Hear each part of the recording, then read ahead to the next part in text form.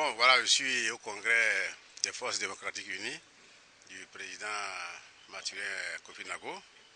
Il a été invité et on vient de finir la cérémonie officielle de lancement des travaux du congrès.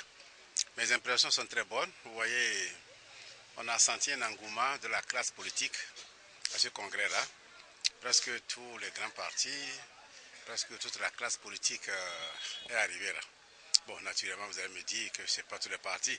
Bon, au moins tous les partis qui éprouvent les mêmes idéaux que le professeur Mathurin Nago. Tous les partis qui sont naturellement du bloc de la majorité parlementaire se sont retrouvés à ce congrès. Vous savez, l'alliance FDU et l'AND et l'alliance Soleil ont été créées à la même année, dans la même période. Vous devez comprendre que ce sont ces trois alliances qui ont été la cheville ouvrière de l'arrivée de son Excellence le Président de la République, candidat d'alors, Patrice Talon. Et aujourd'hui, ces trois forces se réunissent encore à l'hémicycle pour accompagner le chef de l'État, surtout dans son élan des réformes du système partisan. Pour nous, au sein de l'Union pour le Bénin, nous avons apprécié à juste titre les discours que les partis politiques et les alliances des partis aujourd'hui ont prononcés à cette assise-là, à l'ouverture de ce congrès, et qui est classé dans la droite ligne de nos aspirations au sein de l'Union pour le Bénin. Nous partageons les mêmes aspirations, nous sommes dans la même vision pour le développement de ce pays. Nous avons estimé qu'il est nécessaire et surtout très fraternel que nous participions à ce congrès. Juste, premièrement, pour les féliciter pour tout le combat qu'ils ont mené depuis le renouveau démocratique jusqu'à ce jour, et surtout les combats qu'ils ont menés avant l'alternance d'avril 2016. Nous sommes un petit pays aux ressources limitées. Alors, le peu de ressources que vous avez, si vous ne gérez pas ça de manière rigoureuse et que c'est l'apanage de quelques-uns qui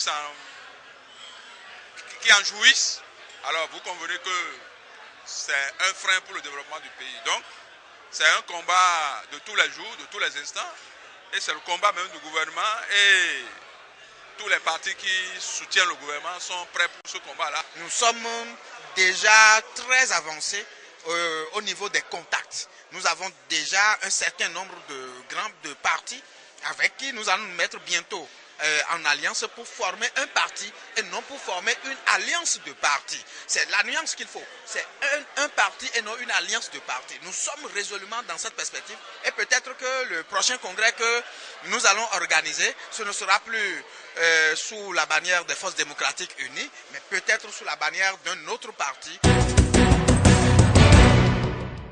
Contre la politique de pillage de l'économie nationale, contre la politique de prise par un petit clan des grands leviers de l'économie nationale, contre le bâillonnement des libertés démocratiques, contre les lois liberticides, contre la vassalisation des institutions de la République, contre l'autocratie qui s'installe, contre la violation des décisions de la Cour constitutionnelle, contre l'assujettissement de la justice, contre tout ça, en avant, marche!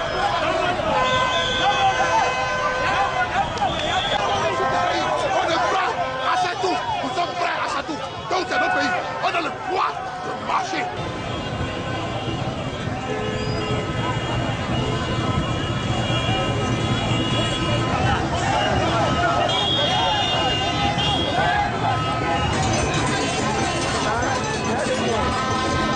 Plus de 20 000 Béninois qui sont là, 20 000 Béninois affamés, vous avez constaté.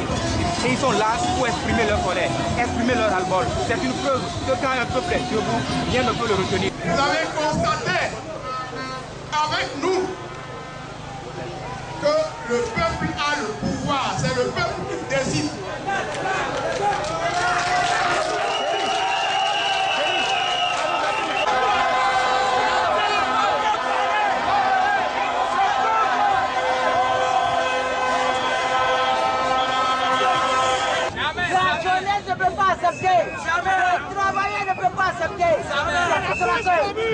Tous les secteurs sont en grève. Et ça je dis la boue du travail est à quelque part. Et il n'y a pas de vandalisme. Il y a quoi? Il n'y a plus de ligne rouge à Cotonou. Le peuple a triomphé.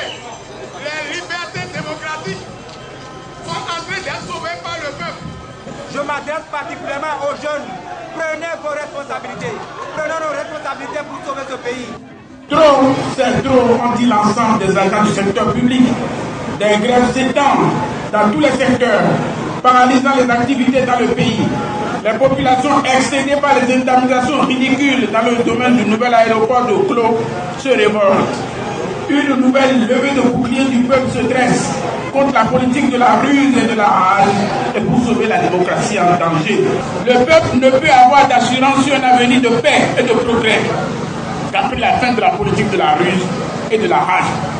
Le Front pour le sursaut patriotique appelle par conséquent le peuple à poursuivre ses combats afin d'arrêter la politique ruineuse, infameuse et dictatoriale de Patrick Talon. Le 3e congrès de la Société médicale Tête et Cou s'est ouvert à Cotonou. Les participants venus d'horizons divers ont partagé et échangé avec les autres spécialistes sur les pathologies liées à la tête et au cou.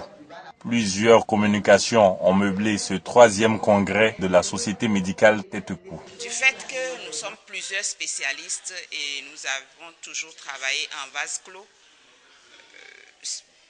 chacun fait sa spécialité dans son coin et ne sait pas ce que l'autre fait chez lui. Donc ces genres de rencontres nous permettent de savoir ce que l'autre fait et aussi nous pouvons être des personnes qui référons ainsi des patients à nos autres collègues des différentes spécialités. On a abordé la thématique des cancers de la gorge, de l'hypopharynx. Alors ce n'est pas une maladie qui est très fréquente au Bénin, mais qui l'est en revanche dans nos pays. Et donc c'était important de l'aborder parce que s'il n'y a pas cette maladie au Bénin, c'est parce que la population béninoise ne fume pas et qu'il est extrêmement important de garder cet avantage de préserver la jeune population de fumer, auquel cas le pays sera malheureusement aussi confronté à cette problématique. Et puis la deuxième conférence, elle parlait des paralysies des cordes vocales, qui est des choses qu'on peut voir après chirurgie de la thyroïde ou même qu'on peut voir avec d'autres types de cancers de la gorge. C'est un congrès qui regroupe tous les spécialistes tête et cou, que ce soit l'ORL, l'ophtalmologie, le neurologue, le neurochirurgien, le maxillofacial, le dentiste, le psychiatre, l'anesthésiste, le radiologue, l'anatomopathologiste, et j'en passe. Toutes ces spécialités-là sont représentées.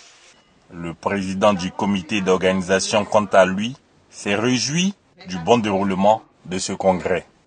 Ce qu'on peut retenir pendant les 10 jours, c'est que l'on a eu presque toutes les communications sont passées.